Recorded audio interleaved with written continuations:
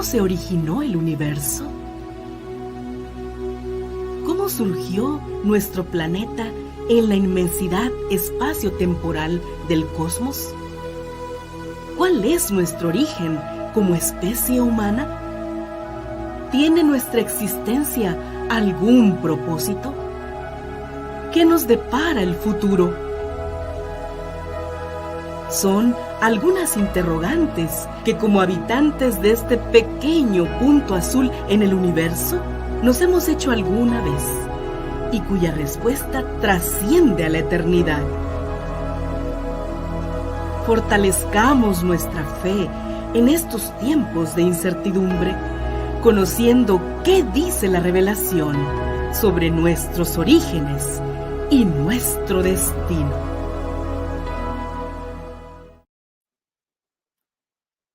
Muy buenas tardes, estimados amigos que desde nuestra bella región citrícola, México, Centroamérica, Sudamérica y otras partes del globo se unen para otra transmisión más de la serie Nuestros Orígenes, Revelaciones. Gracias por acompañarnos y especialmente gracias al maestro Ismael Chablé, quien es actualmente coordinador de la Escuela de Químico Clínico Biólogo en la Universidad de Montemorelos y director de Salud Pública Municipal, quien hoy nos impartirá la conferencia titulada La firma de la vida. Maestro Ismael, es tu tiempo. Te escuchamos. Muchas gracias, muy amable. Gracias por la invitación. La verdad es que a lo largo de estas conferencias que hemos escuchado, nos hemos enriquecido bastante con la información, con el conocimiento de que los compañeros han compartido con cada uno de nosotros. Me siento muy honrado que me hayan invitado para poder estar con ustedes en esta tarde y vamos a tratar de meditar en algunos temas tópicos que tienen que ver básicamente con el área de la biología, sobre todo la parte de la biología celular. Pero antes de empezar, un agradecimiento al doctor Luciano por esta invitación y también un agradecimiento a todos ustedes que nos están haciendo el favor de vernos en esta hermosa tarde de sábado. Un día muy importante para cada uno de nosotros. Un saludo muy especial también a nuestros amigos que han compartido el tópico, los tópicos que hemos escuchado en los días anteriores. En esta tarde vamos a hablar un poco de este tema que le he titulado La firma de la vida. La razón del título, pues, la encontré leyendo y sobre todo, básicamente, analizando la información que nos ha llegado del área de la biología celular, de la biología molecular principalmente. Hemos escuchado disertaciones, hemos escuchado temas que tienen que ver con la biología en su amplio aspecto, y hoy quiero hacer un pequeño énfasis en la biología celular.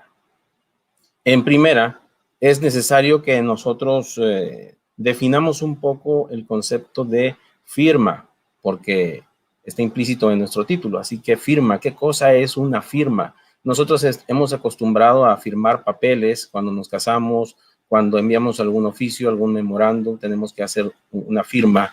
Y bueno, fuimos a consultar el diccionario de la RAE para ver qué nos dice con respecto a el concepto de firma.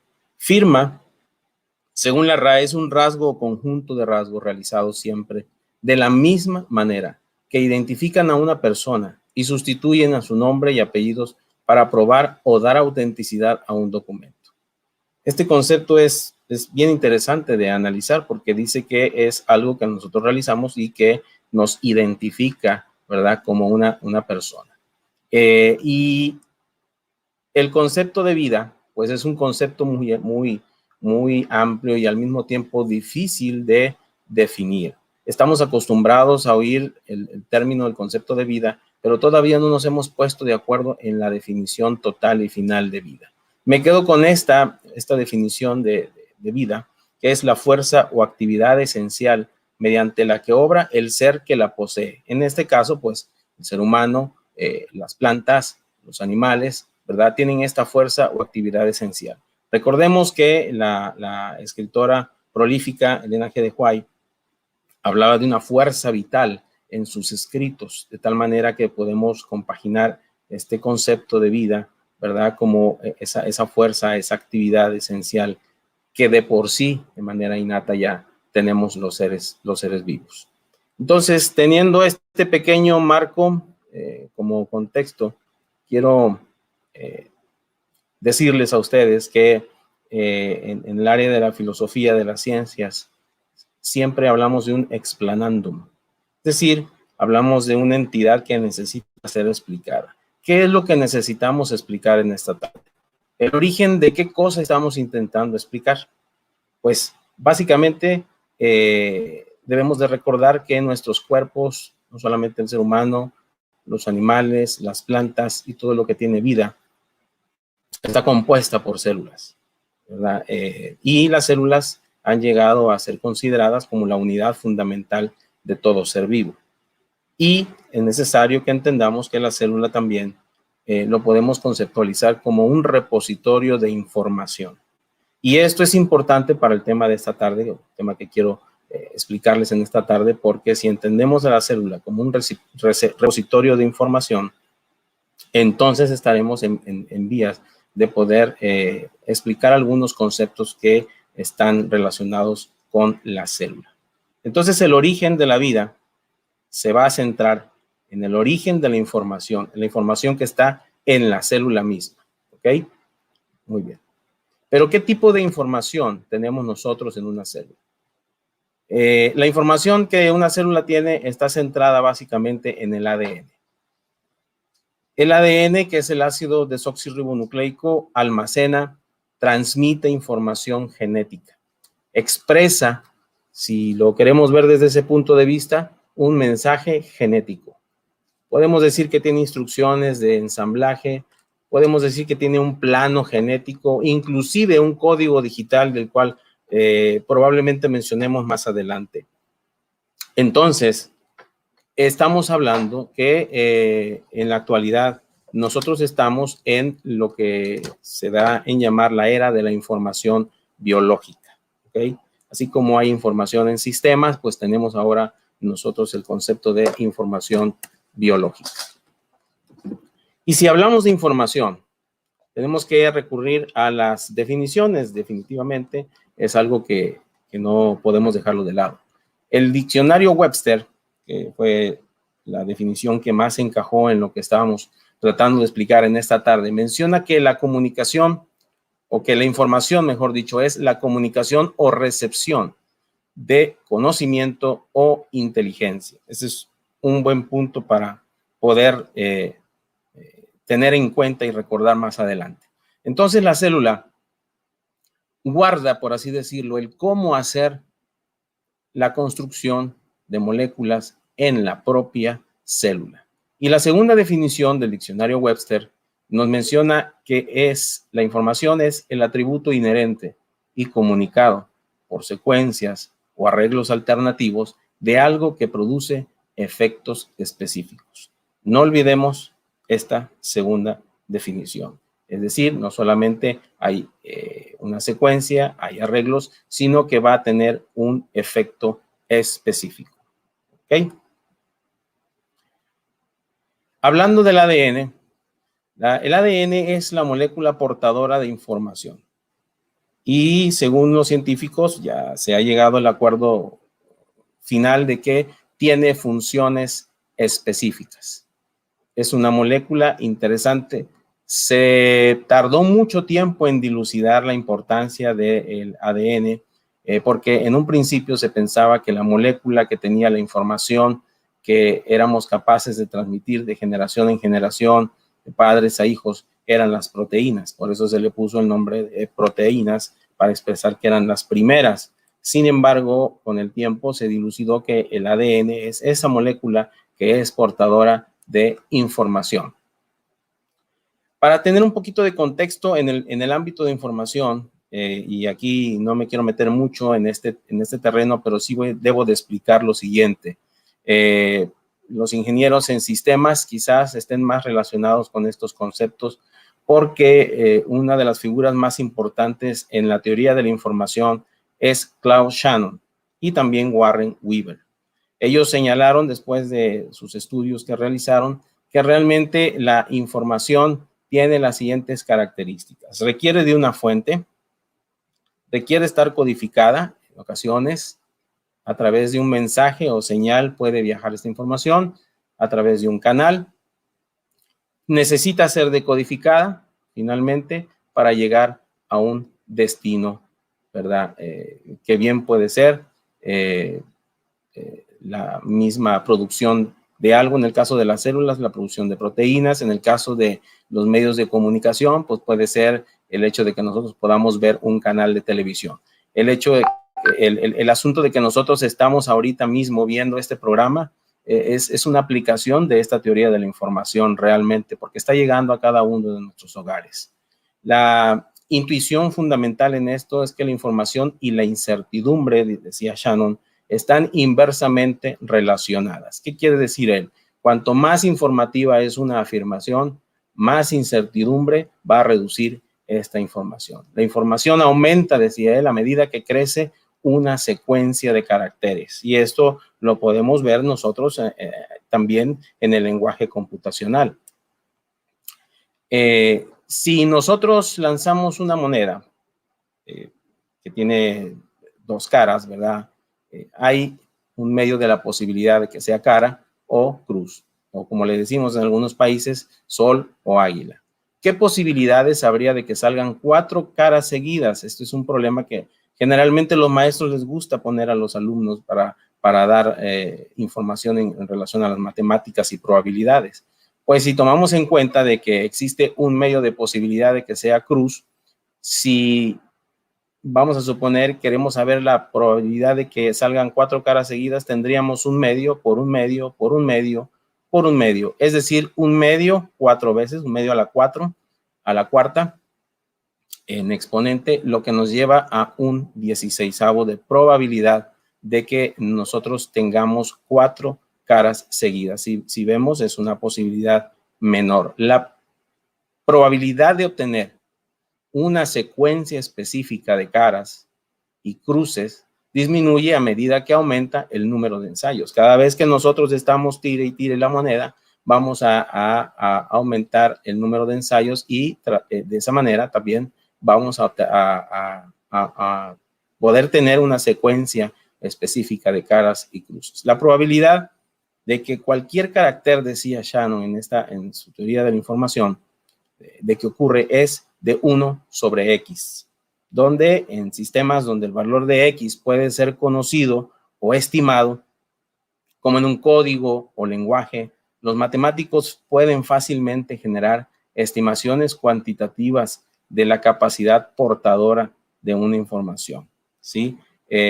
Por ejemplo, podemos nosotros saber en los sistemas computacionales qué tanta información podemos manejar a partir de la teoría de Shannon.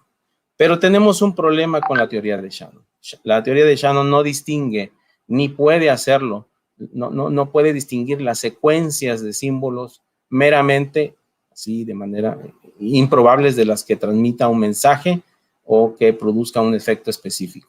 Es decir, nosotros no podemos, a través de la teoría de Shannon, saber qué tipo de mensaje puede transmitir una secuencia de símbolos. Solamente existe cierta incertidumbre. Por ejemplo, si alguien me dice a nosotros ahorita, hace mucho calor, la verdad es que no nos está diciendo una información nueva, no nos está diciendo una información significativa, porque de hecho, si ustedes salen ahorita, el sol está muy quemante y aquí en Montemorelos y hace mucho calor. Pero fijémonos en esta frase, hace mucho calor, ¿ok? Es una frase que está compuesta por 14 letras, ¿ok? Y abajo tenemos otras 14 letras. Ambas secuencias tienen letras como caracteres que nosotros podemos observar. Pero solamente la primera de ellas, la primera oración, nos hace sentido, nos hace entender.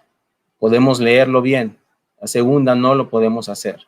La teoría de Shannon no puede distinguir secuencias funcionales o portadoras de mensajes de aquellas que son aleatorias o inútiles, como en el caso de la segunda línea que nosotros tenemos ahí. Eso no lo puede hacer la teoría de Shannon. Sin embargo, es muy útil a la hora de comprender la información que está dentro de una célula. En cuanto al ADN y la probabilidad en medidas de información a través de una función logarítmica negativa, podemos ver que esta es una afirmación que podemos sacar de la misma teoría de Shannon. Realmente, para poder relacionar ambos conceptos, Shannon utilizó algunas ecuaciones matemáticas. Pero lo más importante destacar de esto, porque no es el objetivo ver estas ecuaciones matemáticas ahorita, es que él lo relacionó a través de una función logarítmica negativa. Todas las funciones logarítmicas negativas, las hemos enseñado de alguna manera en unas u otras materias en las diversas ciencias, ¿verdad? Por ejemplo, las ciencias químicas, ciencias matemáticas, y podemos ver que expresan una relación inversa. Por ejemplo, en el caso de nuestra área, en el área química, una de las medidas logarítmicas negativas muy importantes que quizás a lo mejor hemos visto es el concepto de pH, el concepto de acidez. La misma ecuación del pH nos dice que es el menos logaritmo de la concentración de iones hidrogeniones o iones hidrógeno. Por lo tanto, a mayor concentración de iones hidrógeno, el pH va a ser menor. Y a menor concentración de iones hidrógeno, el pH va a tender a aumentar. Es decir, expresa una relación inversa. Los principales biólogos moleculares han definido la información biológica a fin de incorporar la noción no solamente de secuencia, sino también de especificidad de la función y por lo tanto también implícito en esto la complejidad. Para el año más o menos 1958, Crick, si ustedes lo recuerdan muy bien, compañero de Watson, empezó a notar esta cuestión de especificidad de la función. Monod y Crick estudiaron también el ADN, estudiaron las proteínas y les hizo suponer a ellos que había una alta complejidad y a mayor complejidad también hay una mayor improbabilidad, decían ellos. El alto grado de especificidad con respecto al mantenimiento de la función celular es una de las funciones específicas del ADN. Crick explicó en 1958 lo siguiente. Fíjense bien lo que él dijo. Por información, me refiero a la especificación de la secuencia de aminoácidos en la proteína. Ellos recordemos que estaban tratando de dilucidar qué molécula era importante para la vida. Estaban todavía en ese ínter, no sabían si era la proteína, no sabían si era el mismo ADN que ellos estaban estudiando.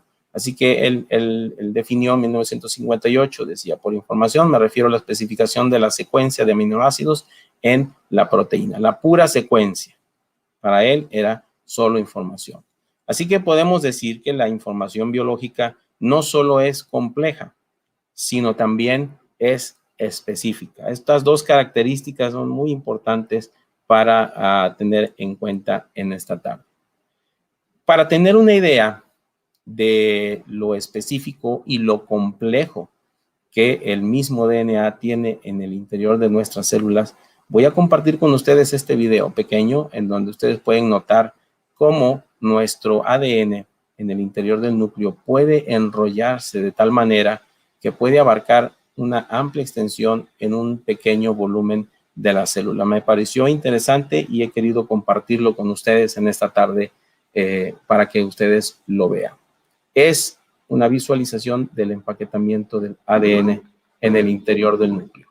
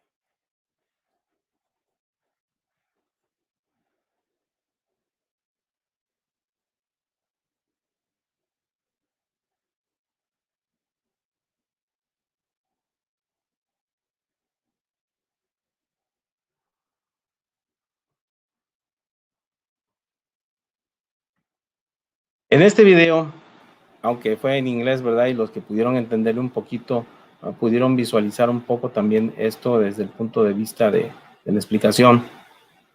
Pudieron ver cómo el DNA se empaqueta en el interior del núcleo celular. Las rueditas azules que ustedes vieron en la cual se enrolla el ADN son unas proteínas específicas que se llaman histonas. Las histonas son proteínas muy especiales que a través de su carga negativa le permite al ADN enrollarse a través de una serie de vueltas que finalmente el ADN toma forma como de pequeñas perlas o cuentas, y esto hace que disminuya la superficie en la cual el ADN se encuentra, pudiendo enrollar una gran cantidad de ADN. Esto es necesario sobre todo en la función celular que tiene que ver con la mitosis, donde el material genético se duplica y el resultante son dos células hijas con el mismo material genético que tenía la célula original. En este video podemos ver la cuestión que tiene que ver con la complejidad. No solamente es de cómo está la secuencia de DNA, sino también es cómo se enrolla, cómo se empaqueta y finalmente cómo se distribuye. He tenido la dicha de poder estar en un laboratorio y poder congelar, por así decirlo, en el tiempo a unas células dividiéndose y a través de una serie de tinciones poder visualizar los cromosomas cuando se están dividiendo en sus distintas fases de la mitosis, y es verdaderamente excepcional. La postura del diseño inteligente, pues básicamente los científicos que están detrás de esta propuesta, de esta teoría del diseño inteligente, señalan más o menos lo siguiente. Ellos dicen las secuencias complejas que se presentan en la célula pudieran ser consecuencia de selección natural. Sin embargo, las secuencias que son complejas y funcionalmente específicas, ricas en contenido de información especificada, como ellos le llaman, surgen invariablemente solo de la actividad de un agente inteligente. Quiero comentarles que en lo personal esta definición a medias me satisface, pero no soy de la idea de que las secuencias complejas solamente son consecuencia de una selección natural. Desde mi particular punto de vista, creo que tanto las secuencias complejas como también la información especificada que estas manejan son obra de un agente diseñador, un agente inteligente que para nosotros es nuestro creador, ¿verdad? En lo que sí podemos ver es que la presencia de información, pues sí puedo estar de acuerdo que la presencia de información específica proporciona un sello, una firma de una inteligencia diseñadora. Es decir, en donde quiera que nosotros volteemos a ver en el interior de la célula, vamos a encontrar que hay una firma, un sello, una inteligencia diseñadora detrás de todo esto. Los invito para que veamos un poquito qué encontramos en las proteínas. Las proteínas, del griego proteión, significa primero, preeminente. Este científico Kendrew menciona que quizá las características más notables de la molécula de las proteínas sean su complejidad y su falta de simetría. Recordemos que en esa época los científicos estaban abocados a buscar la simetría en todo. Querían ver que pudieran ser repetitivos como los cristales. En aquella época era muy común que se estuviera investigando la cristalografía por rayos X. Y al dilucidar la forma de los cristales de sal, que son unidades pequeñas repetitivas de sodio, cloro, ellos pensaban encontrar algo semejante al analizar las proteínas. Sin embargo, ellos dicen, o Kendrew dice, quizá la característica más notable de esta molécula es su complejidad y su falta de simetría. La disposición parece carecer, dice él, casi totalmente del tipo de regularidades que uno anticipa instintivamente y es más complicada de lo que ha predicho cualquier teoría de estructura de las proteínas. Tenía razón. Actualmente, con lo que se sabe de las proteínas, vemos que estas adoptan estructuras que son muy, pero muy variables.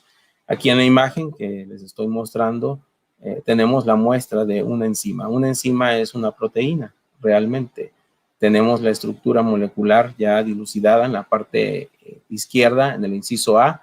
Podemos ver que hay 4 áreas que incluso se han teñido a propósito para visualizarlo mejor. Son 4 partes de una proteína. Y en el mero centro, la parte derecha, en el inciso B, podemos ver algo que está en rojo. Lo que está en rojo es el sustrato que le llamamos nosotros para esta enzima. El sustrato es la lactosa. Eso rojito que ustedes ven en el inciso B es la lactosa, un azúcar que está presente en realmente en los productos lácteos, ¿verdad? Entonces, para que nosotros podamos digerir los productos lácteos, tenemos esta enzima que se llama lactasa. Su nombre real es beta-galactosidasa.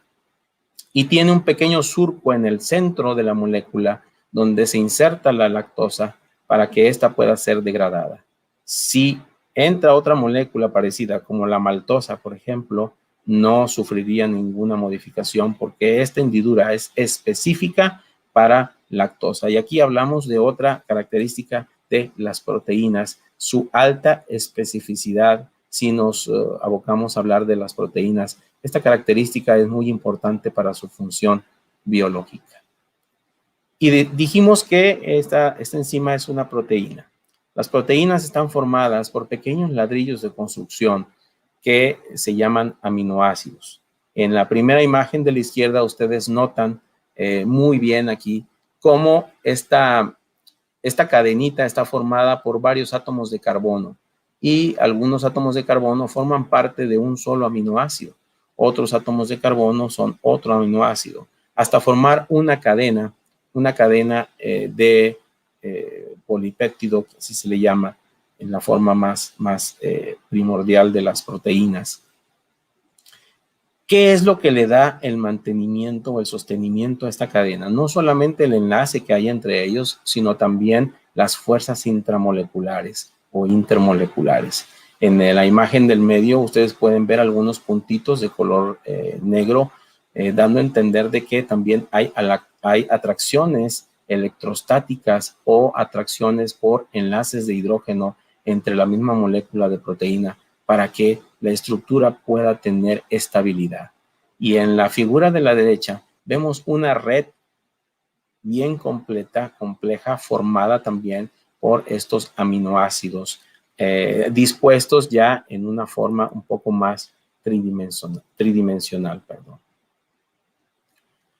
Aquí tenemos la imagen clara de una proteína. Cuando los aminoácidos se disponen de una manera en 3D, estas pueden adoptar 2 formas posibles en una proteína. Puede ser, como en el caso de la figura de la izquierda, que tengamos unos dobleces que nos asemejan mucho a las argollas de un cuaderno, ¿verdad? Podemos semejar también al cordón de un teléfono y podemos ver algunas áreas que se asemejan a algunas tiras un poquito más desenrolladas, un poquito más lineales, que están formadas como si fueran unas flechas. Estas dos estructuras en el ámbito biológico se les conoce como alfa hélice y hojas beta plegadas. La proteína que yo les estoy mostrando en la izquierda es un prión. Es un prión. Nosotros en el sistema nervioso tenemos proteínas priónicas que pueden estar en dos formas diferentes. Esta, la forma natural que vemos a la izquierda, es lo natural, no pasa nada con ellas. Pero si nosotros vamos a cualquiera de estas otras dos formas, si se fijan, hay una mayor diferencia. Hay más flechas desenrolladas en forma de beta, en forma de hojas solamente, que pueden ir hacia un lado, hacia arriba o hacia abajo, en láminas beta. Esta es una proteína que ya no es normal. Y se dice en el ámbito de los priones que la proteína que está a la derecha está en la forma PRPSC, es decir, es una proteína prión scrappy, cuyo empaquetamiento ya no es normal y que puede producir enfermedades. Enfermedades relacionadas, sí, tenemos enfermedades relacionadas con este tipo de empaquetamiento. Tenemos en los animales la enfermedad de las vacas locas. Tenemos en el ser humano algunos depósitos de proteínas con este tipo de pliegue llamadas sustancias amiloides, ¿verdad? Que está muy relacionada con el Alzheimer, y de esa manera podemos ver que la complejidad estructural de las proteínas no solamente es importante para entender su complejidad misma, sino también su función. La función cambia si nosotros cambiamos el aspecto de la proteína. Cuando nosotros guisamos un huevo, el huevo es proteína. Lo ponemos con la acción del calor y definitivamente cambia de color, cambia de forma, y nosotros podemos verla más fácilmente. Como la clara del huevo se torna blanco, la yema se vuelve más amarilla y un poquito más sólida. Esos cambios conformacionales dados por la temperatura nos señalan de un cambio en la estructura misma de la proteína. Esta otra proteína que ustedes ven ahí, muy importante, es una proteína que a lo mejor muchos ya la han visto. Consiste en 4 subunidades, así se le llama a algunas unidades que se repiten. Pueden ver aquí dos proteínas de color, o 2 subunidades de color amarillo y 2 subunidades de color azul. Y en el centro ven una especie como de disco, que realmente es el centro donde esta proteína tiene un átomo de hierro y es capaz de atraer oxígeno, ¿verdad? Esta es una estructura cuaternaria de la proteína, así se le llama, y tenemos el grupo M, que el grupo M lo compartimos con varias moléculas. Una de ellas es la hemoglobina, ¿verdad? Que transporta oxígeno, y el oxígeno se transporta precisamente por la acción del hierro que ustedes ven en el centro. También las bacterias poseen algunas proteínas con grupos N, sobre todo aquellas que dependen del oxígeno, y nuestra cadena respiratoria en la mitocondria también posee las proteínas encargadas de esa cadena respiratoria, también poseen el grupo M, donde se va a fijar también el oxígeno. ¿Okay? La revolución de la biología molecular produjo algunos sorprendentes descubrimientos sobre las proteínas y planteó una pregunta intrigante, algo que a los científicos le pareció algo sorprendente. Si la estructura de las proteínas depende de la disposición específica de los aminoácidos, decían ellos, ¿qué determina la disposición de los aminoácidos? ¿Qué es lo que hace que los aminoácidos estén dispuestos en las proteínas de la manera en la que están dispuestos?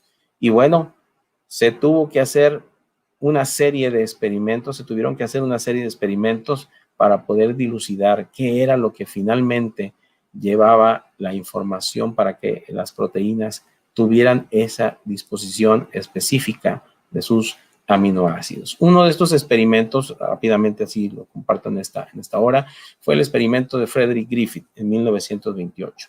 De manera interesante, él cultivó una bacteria patógena que se llama Streptococcus pneumoniae. Y tenía dos cepas, una que era muy virulenta y otra que definitivamente no era virulenta, era una mutación.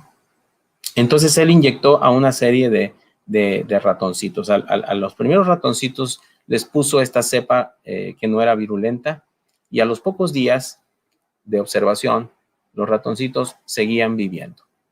Todo muy bien, era una cepa que no era virulenta. Tomó otra cohorte de ratoncitos a los cuales les inyectó una bacteria que esta vez sí era muy virulenta, era patógena, y como era de esperarse, el resultado fue que el ratoncito murió. En un tercer experimento, él lisó mediante un agente físico, como en este caso el calor, a la cepa virulenta, es decir, atenuó su virulencia con calor. Los ratoncitos recibieron esta bacteria y obviamente, como era de suponerse, los ratoncitos pudieron vivir. ¿Por qué? Porque la virulencia de esta cepa bacteriana había sido nulificada por el calor. De hecho, esta es la base para que nosotros podamos en la actualidad realizar algunas vacunas. Algunos de nosotros hemos recibido vacunas con virus atenuados por medios físicos, en este caso por medios químicos, ¿verdad? Y nos las han puesto, en el caso del virus SARS-CoV-2, para poder tener inmunidad y no nos enfermemos. En una última fase de este experimento de Griffith, sucedió algo bien interesante. Él dijo, ¿qué pasa si yo mezclo una cepa rugosa que no es letal y le pongo las células inactivadas por calor, que tampoco son letales? Lo que uno podría esperar en el resultado de esto era que el ratón viviera, porque pues obviamente las cepas lisas estaban inactivadas por calor y las cepas rugosas no eran letales. Pero hubo una sorpresa. Al término de este experimento, él descubrió, mejor dicho, que el ratón había fallecido, había muerto. ¿Qué había pasado? Algo de las células inactivadas por calor había pasado a las células rugosas para convertirlas en patógenas y que de esta manera el ratón hubiera muerto. Esta fue la base del descubrimiento de lo que posteriormente se le llamó la transformación. La transformación, en este caso, es un fenómeno que ocurre entre bacterias porque se pueden transferir, como su nombre lo indica, material genético. Y de esa manera se empezó a descubrir que el ADN era la molécula importante en la transmisión de este mensaje genético. Posteriormente, George Biddle y Edward Tatum, a través de sus descubrimientos por experimentos con la mosca Drosophila y también con un hongo, descubrieron que un gen tenía la información para una proteína. Avery, en sus intentos por descubrir más acerca del ADN, encontró que el ADN era el probable portador de la información. Aunado al experimento de Watson y Crick, que habían dilucidado no hacía mucho tiempo la estructura del ADN por métodos cristalográficos, pudieron probar y ver, ¿verdad?, que entonces el ADN era la molécula encargada de esta información hereditaria o genética.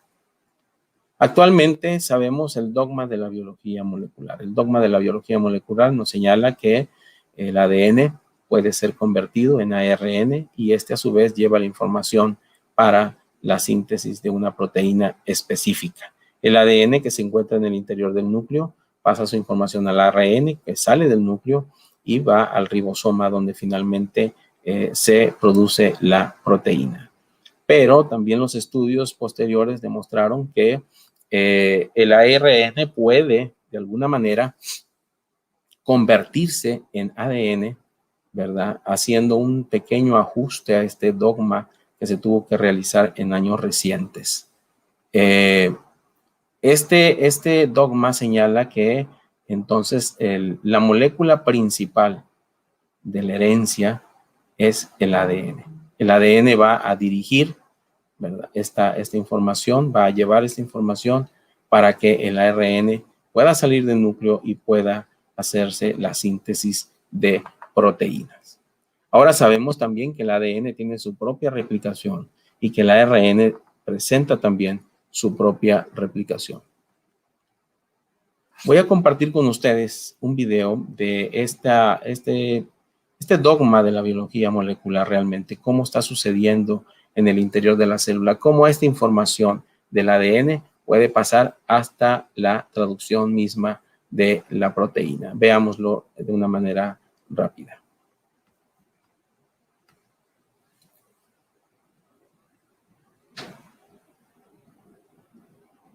Here is a cell, the basic unit of all living tissue. In that human cell, there is a structure. Estamos viendo aquí la célula y estamos entrando hacia el núcleo. Vean las organelas que conforman a la célula. Dentro del núcleo encontramos al ADN en los cromosomas, esta forma de H que siempre hemos visto en los libros. Todos los cromosomas están formados por ADN, que están enrollados en las histonas, como lo vimos anteriormente. Y aquí podemos encontrar la hebra de DNA. Al momento de replicarse un gen que es un segmento de DNA, tenemos que desenrollar esta hebra de ADN. Hay un RNA importante que se encarga de esto, que es el RNA polimerasa, que nos va a ayudar no solamente para abrir, sino también a ir haciendo una copia, como su nombre lo indica, hacer un polímero, una molécula que lleva la información que el ADN ya tenía en ese segmento de gen. Esta hebra naciente es lo que le llaman el ARN mensajero. Recordemos que todo esto está sucediendo en el interior del núcleo. Tenemos que hacer salir este ARN mensajero del núcleo. Sufre algunas pequeñas transformaciones para que finalmente abandone el núcleo celular a través de los poros que presenta.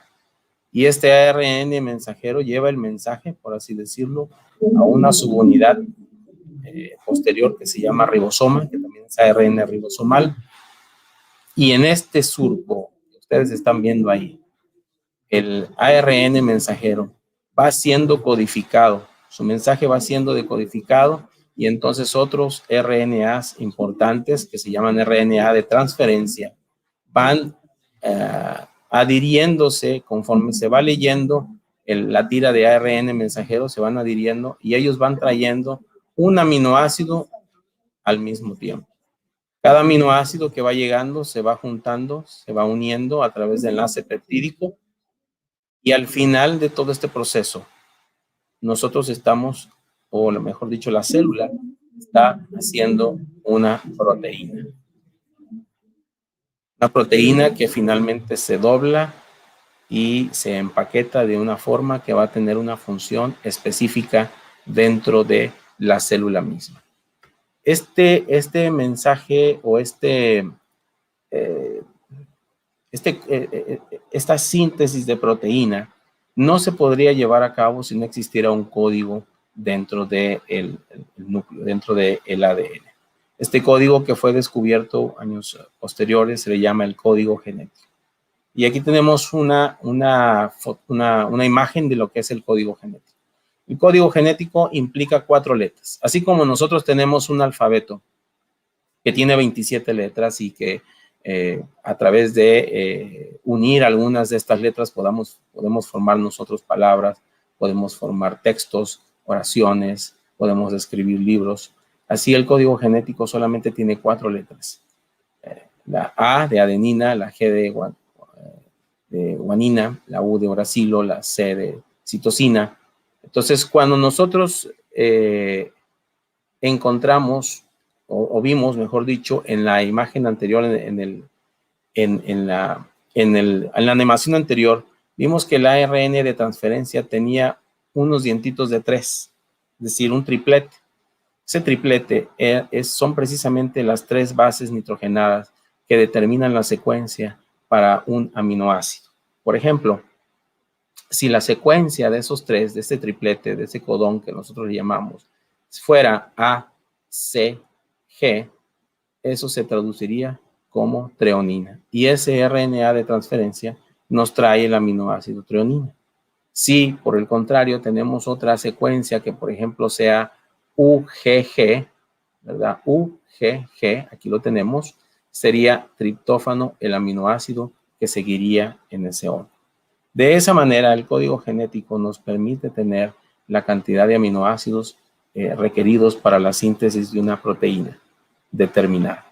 Es así como la información original que estaba escrita en el ADN puede pasar a ser traducida en forma de la síntesis de una determinada proteína. Los teóricos de la información nos dicen que las secuencias repetitivas son comprimibles, pero las secuencias complejas no lo son. Esto es bien importante porque, por ejemplo, le podemos pedir a un ingeniero en sistemas o a un programador que nos escriba un comando que diga escribir ABC y luego otro comando que diga repetir 100 veces, repetir por 100. El resultado serían 300 caracteres repetitivos.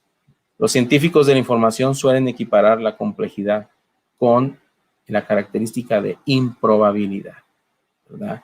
Entonces, un mensaje que tenga puros caracteres repetitivos no nos muestra casi información, pero los caracteres que tengan cierta complejidad y cierta especificidad nos van a mostrar una información mayor o de mejor categoría, ¿sí? Entonces llegamos al concepto que algunos científicos del diseño inteligente le llaman la complejidad especificada.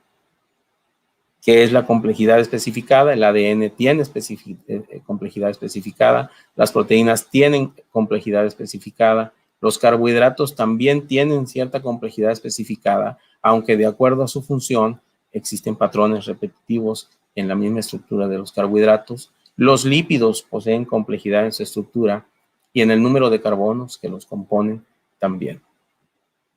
El ADN puede transportar o codificar información utilizando subunidades químicas que funcionan como caracteres alfabéticos, las cuales acabamos de ver. Son las bases nitrogenadas. Las bases en el ADN y los aminoácidos en las proteínas también se especifican con respecto a su función. Aunque el ADN no transmite información que es recibida, comprendida o utilizada por una mente consciente, tiene información que es recibida y utilizada por la maquinaria de nuestras células para construir estructuras críticas para el mantenimiento de la vida. Yo no le puedo decir a mi célula, ahora es momento de replicarte, es momento de dividirte. Simplemente la célula tiene esta información y en el momento que lo requiera, la célula la realiza. Tenemos en evidencias de diseño inteligente en lo que nos rodea. Básicamente, en esta tarde, en el tiempo que me queda corto, le diré que las plantas son una evidencia de este diseño inteligente de manera importante. Ellas hacen el fenómeno de la fotosíntesis. Ellas a través del agua, del CO2, de la atmósfera y a través de la luz solar, ellas producen glucosa y producen oxígeno. Esa glucosa y ese oxígeno nosotros lo necesitamos, ¿verdad? Y a través de la glucólisis en nuestras propias células, esa glucosa la vamos a degradar de nueva cuenta hasta CO2. Y ese CO2 nosotros lo vamos a eliminar hacia la atmósfera, no nada más nosotros, también los animales. Entonces recordemos que vivimos en un mundo equilibrado. Por un lado las plantas nos suministran y por otro lado nosotros utilizamos, pero lo que nosotros desechamos las plantas lo necesitan, en lo que se ha dado a conocer como el nombre de el ciclo del carbono. Es un ciclo muy importante para que ustedes lo analicen después. Debido a la vida sésil de las plantas, fíjense, estas cuentan con una capacidad enorme para regular su crecimiento, tanto en el desarrollo como en respuesta a las señales ambientales, las cuales están mediadas por hormonas vegetales. Sí, hablamos de hormonas vegetales. Nosotros tenemos hormonas, ¿verdad? Pero también las plantas poseen hormonas vegetales. Hay 4 grupos principales de hormonas vegetales. Son las auxinas, las giberelinas, las citocininas y el etileno. ¿Para qué sirven cada una de estas? Son necesarias para la embriogénesis, para la germinación de la semilla, para la respuesta a la invasión de patógenos. Es decir, ellas la producen a veces como una especie de protección al estrés. Es un mecanismo citoprotector. En este diagrama podemos ver lo principal de cada una de estas hormonas. Por ejemplo, la giberelina nos sirve para el enraizamiento. La auxina nos sirve para la floración, para el desarrollo de los frutos. La citoquinina también para la floración, para los frutos. Y el etileno no solamente funciona para la floración y para el desarrollo del fruto, sino también para la caída de las hojas. Aunque en este último, para el asunto de la caída de las hojas y la dormancia, que es un periodo mayormente de latencia, el ácido abscísico es muy importante. Hay otras hormonas, otras sustancias en forma de ácidos grasos volátiles, como el alcanfor y el cineol 1,4, presentes en algunas plantas, que le permite a esa planta que la produce eliminar a la competencia, sobre todo en zonas desérticas, son donde se necesita mucha agua. El movimiento de las plantas está dado por proteínas, sobre todo por 2 tipos de dominios que se han encontrado en las plantas, el dominio LOB y el dominio PAS. Hablamos de dominios a una parte de la estructura proteínica. El dominio LOB es muy útil en la detección de voltaje de oxígeno de luz en las plantas. En general, participan estos dominios en la traducción de señales. Es un fenómeno bioquímico importante. Participan en funciones sensoras o en la interacción proteína-proteína. Esta planta que ustedes ven ahí es una planta que incluso abunda mucho en nuestro medio aquí en Montemorelos, y ellos en esa planta se ha estudiado estos dominios proteínicos muy importantes. Uno de ellos, las fototropinas, que tienen dominios LOB, van a detectar las señales luminosas. Fíjense lo que dicen algunos textos. Estos, hablando de las fototropinas, están relacionados con dominios PAS, dominios proteínicos, que están muy conservados, dicen en estos textos, en mamíferos, en hongos, en bacterias, en plantas, y en general participan en la transducción de señales. Cada vez que nosotros veamos que dicen que están muy conservados, quieren decir los científicos que estas secuencias han sido transferidas de generación en generación, y estamos probablemente ante proteínas que a lo mejor tienen su origen desde el principio de la creación. En la mayoría de los organismos que se han estudiado en cuanto a este aspecto, se ha encontrado una estrecha relación entre la luz y el ritmo circadiano. Los receptores encargados de la detección de la luz suelen ser también los encargados del ritmo circadiano, de detectar este ritmo circadiano. Entonces la luz actúa como una señal que va a influir en estos dominios proteínicos que hemos mencionado. Y solamente para terminar, porque el tiempo se nos ha acabado, podemos ver aquí, esta es una estructura cristalográfica de un dominio PAS de una bacteria. En el centro tiene oxígeno, tiene un grupo parecido al M, ¿verdad? No solamente nosotros tenemos grupo M en la sangre, también las bacterias tienen esto como un sensor de oxígeno. Antes que los autos modernos tuvieran sus sensores de oxígeno, ya el diseñador divino había puesto en las bacterias y en el ser humano estos sensores especializados. ¿Dónde los encontramos? Miren toda la serie de organismos. En esta gráfica no es para que nosotros nos aprendamos ni la veamos con mucho temor, pero todos estos organismos son organismos que poseen este sistema de proteínas. Lo poseen las bacterias, los poseen algunos microorganismos, gusanos, insectos, también algunos mamíferos y también el ser humano. ¿Qué quiere decir esto? Pues que nosotros tenemos en nuestra estructura molecular proteínas y sobre todo la información, ¿verdad?, necesaria para poder fabricar estas proteínas de manera semejante que lo hacen las bacterias, de manera semejante que lo hacen los animales. Si queremos leer un poquito más de este tema del diseño inteligente, pongo a la disposición estos libros. El último libro es un libro muy importante porque es de un autor adventista, nuestro amigo Timothy Standish. Ha sacado a la venta este libro se llama Biología por el Diseño. Y también la revista Ciencia de los Orígenes tiene mucho material en relación a el diseño inteligente. Termino con esta fotografía, doctor Luciano. Dos preciosas obras de arte hechas por el mismo artista. ¿No le parece interesante? Muchas gracias. Claro que sí. Muy bien, maestro Chablé, gracias por tu plática.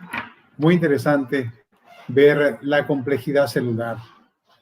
Hay estudios matemáticos sobre la complejidad celular que realmente nos hacen pensar bastante en la baja probabilidad de que tanta complejidad resulte simplemente por casualidad. Bueno, damos gracias al maestro Chablé por tan interesante plática.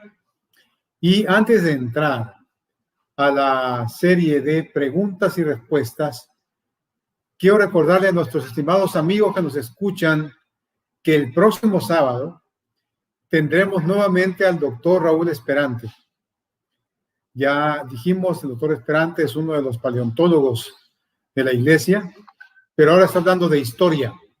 Así que el próximo sábado tendremos su presentación, la ciencia y su relación con la religión en Europa, en la Edad Moderna.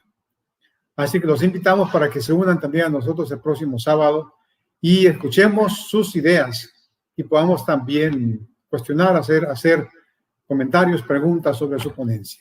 Y bien, volviendo a la ponencia de nuestro amigo, el maestro Chablé, hay una pregunta que viene, Ismael, desde Fe y Ciencia Guatemala. Déjenme decirles que allá en Guatemala tenemos un grupo de pastores, maestros, profesionales que se unen para hablar sobre estos aspectos de fe y ciencia.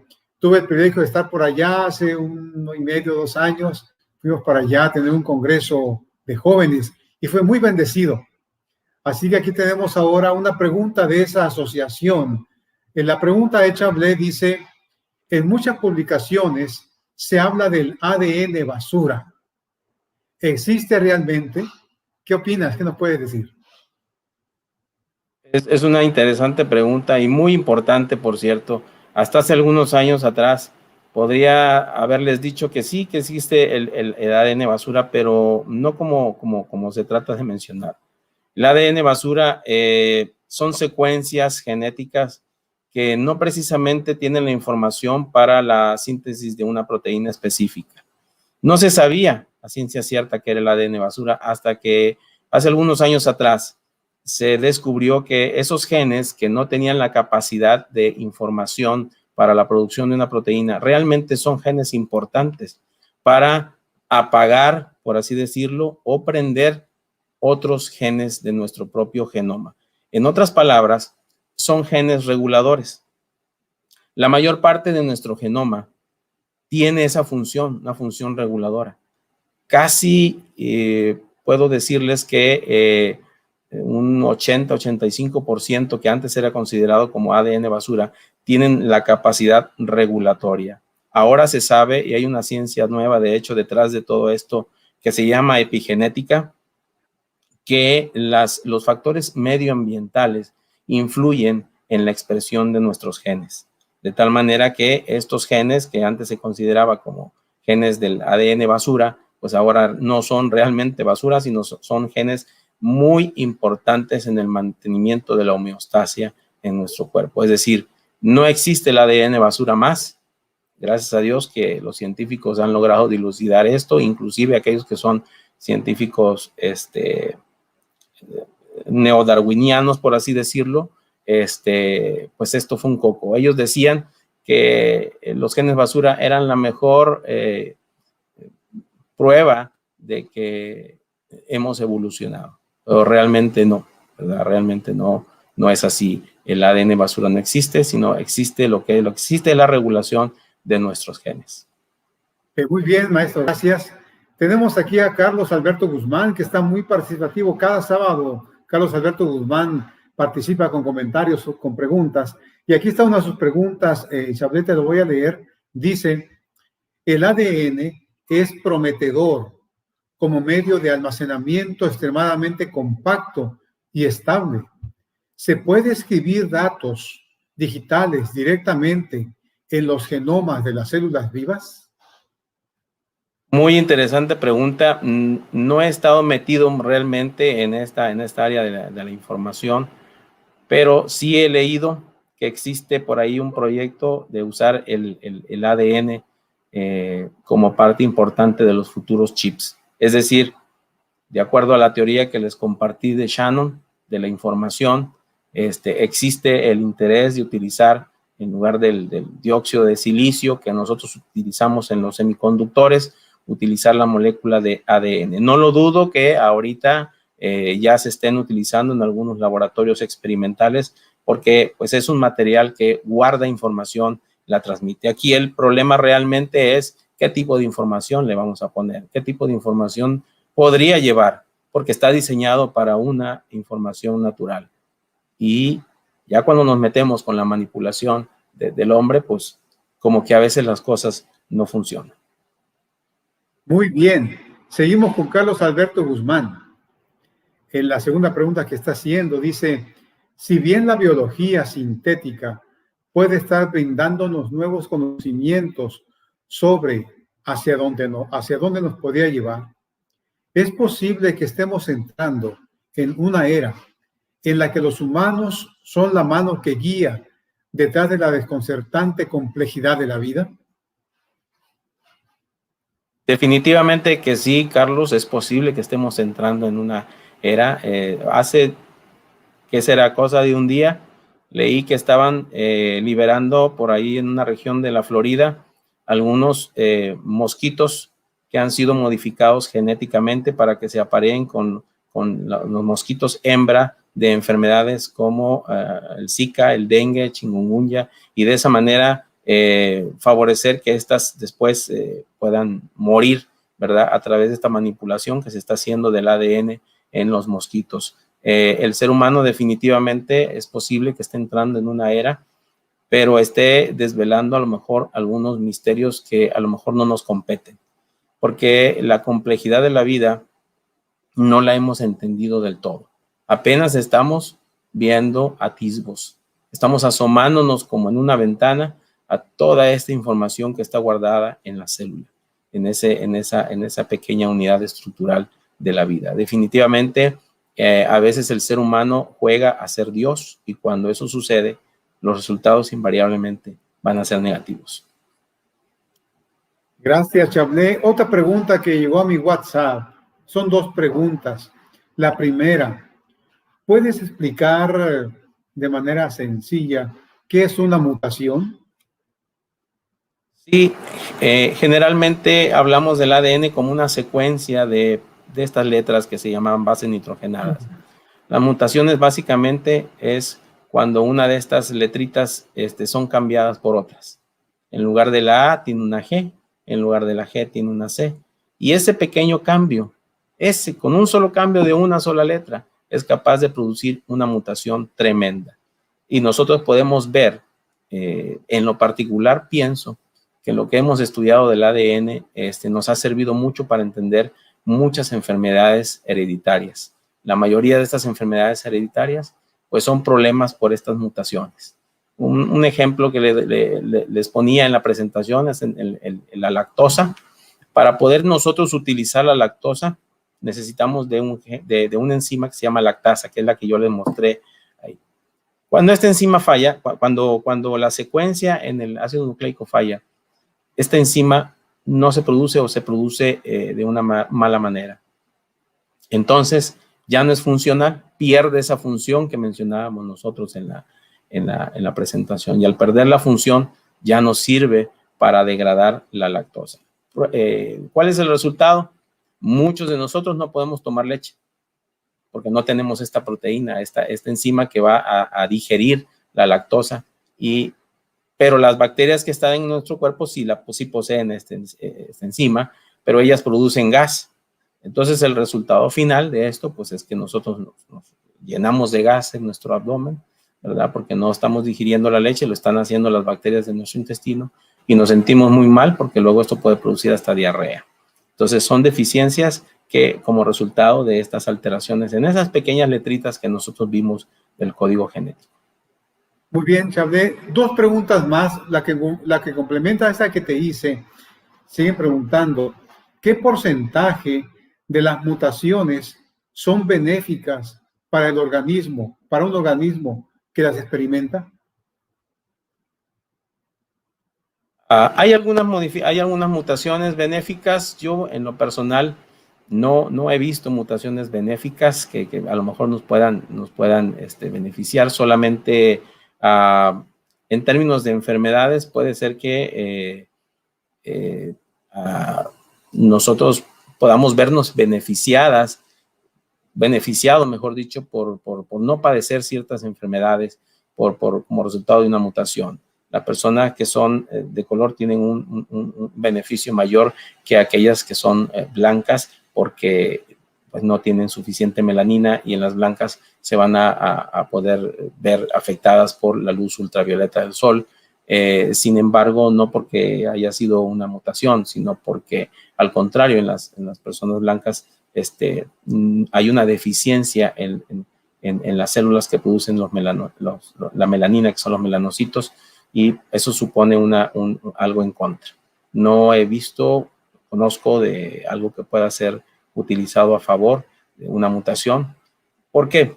Porque nuestro diseñador en un principio nos hizo 100% funcionales y todo lo que teníamos en nuestro cuerpo servía. Pero recordemos que el pecado entró en el mundo. ¿En qué nivel? Pues en el nivel de ADN inclusive, ¿sí? La proteína que yo les mostré, el prión, pues es una partícula real, está ahí, mal empaquetada, mal formada, probablemente tiene que ver con el Alzheimer, de hecho, es muy probable que sí, es una proteína que está en nuestro cuerpo. ¿Cómo es posible que sufrió ese empaquetamiento que no debía haber sido? No lo sabemos. Lo que sabemos es que tenemos trastornos por estas deficiencias que hemos heredado, ¿verdad? Muy bien, Chablé. La última pregunta viene de Brian Montiel. Brian Montiel pregunta, genéticamente, ¿el carácter se hereda? ¿Las tendencias y elecciones se heredan? ¿Qué opinas? Qué pregunta tan más difícil. La verdad es que no creo tener la respuesta para esta pregunta, pero puede ser que la respuesta se encuentre en las interacciones que se han estado estudiando últimamente en relación al medio ambiente y a los genes. Se sabe a través de estudios que se han hecho, por ejemplo, que la tensión que algunas personas sufren puede llegar a ser tan grande, el síndrome postestrés puede ser tan grande que inclusive los productos hasta la 3ª y 4ª generación, como lo menciona la Biblia, han sufrido las consecuencias de ese estrés en su genética, es decir, tienen resultados en su cuerpo que pues, ellos no sufrieron nada, pero sus antepasados sí. Entonces, esa nueva materia, esa nueva área que se está estudiando, realmente es el área de la epigenética, del cual ustedes pueden localizar en el internet bastante material en relación a esto. La hermana Huay hablaba realmente de epigenética en algunos temas que ella menciona en relación al carácter, en relación a la alimentación, por ejemplo. Ahorita se sabe que la alimentación puede ayudarnos a encender y apagar algunos genes. Una alimentación correcta, un estilo de vida saludable correcto, puede ayudarnos a apagar algunos genes que están mal, a aprender algunos genes que necesitan que estén prendidos. Así que es un área muy nueva, se está estudiando, pero no cabe duda que sí podemos heredar algunos rasgos, no precisamente por la secuencia de genes que tenemos, sino por la interacción de estos con el medio ambiente. Muy bien, maestro Mehael Chavdet. Gracias por tus conocimientos vertidos aquí con nosotros. Y sin duda el público también está agradecido contigo. La próxima temporada, quiero decir al público que estamos trabajando ya en la segunda temporada de la serie, ¿sí? Vamos a traer más oradores de otras partes del mundo, quizá añadamos a las temáticas para que la gente pueda orientarse, pueda instruirse en estos aspectos de nuestra filosofía, de nuestra cosmovisión. Damos gracias al maestro Chavdet nuevamente y seguramente lo tendremos con nosotros la próxima temporada también. Aprovecho para recordarles la ponencia de la próxima semana, el próximo sábado, con el doctor Raúl Esperante. Los invitamos para que estén con nosotros. Y también quiero agradecer nuevamente al maestro Tennyson Shirai, al ingeniero David Cárdenas, a la autora Ana Laura Namorado, al estudiante David Reyes, que nos han ayudado con la transmisión de este programa. Así que, estimados amigos y hermanos que nos escuchan, deseamos que tengan una semana muy bendecida, que nutran sus inquietudes intelectuales, teológicas, y que el próximo sábado, con el favor de Dios, podamos vernos nuevamente en esta transmisión. Que Dios bendiga a todos esta tarde.